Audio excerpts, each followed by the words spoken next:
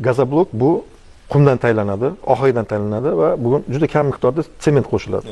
Endi mana bir kub g'isht tayyorlash uchun masalan 150 kub bugun gaz kerak bo'ladigan bo'lsa, 1 kub gazobeton ishlash uchun 25 barobar kam bugun gaz ishlatiladi. Hozir shu paytda bo'ladigan bo'lsa, bunga gaz ham kerak emas, faqat qish paytida bugun uni plus 10 gradus haroratda ushlab, uni qochishiga bugun harorat kerak bo'ladi. Mana shu viloyatlarimizda gazobloklarni keng qo'llash bo'yicha topshiriq bo'lgan. Gazoblok pol avtomat liniyamizda manaqa aravachadan ikkita bo'ladi. Manaqa relslarini o'rnatib qilib beramiz. Betonlarni o'zingizga qo'yib berasiz, relslarni o'rnatib qilib beramiz. Manaqa avtomat resga xohlasangiz 220, xohlasangiz 380. Bunaqa qolipdan 10 dona bo'ladi. Qo'shimcha qoliplar kelishilgan holatda bo'ladi. Masalan, 10 talik, 11 ta, 20 ta, umuman kelishilgan donasini hisobda bo'ladi. Pol avtomat liniyani aytayman. Keyin bitta mishalkasi, mana g'ildirayli bo'lmaydi. Mana shunday g'ildiraysiz bir joyda o'rnaydi. Menga o'xshagan holatda o'rnaydi.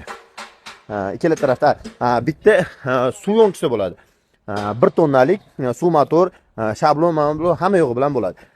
Bu endi pol avtomat liniyasi.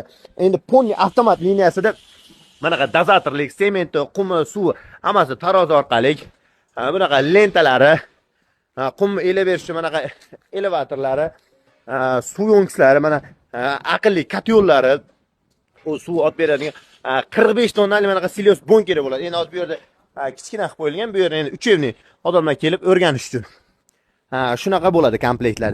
Kimga shunaqa gazoblok uskunalari kerak bo'lsa, bemalol ekrandagi raqamga aloqaga chiqsanglar bo'ladi.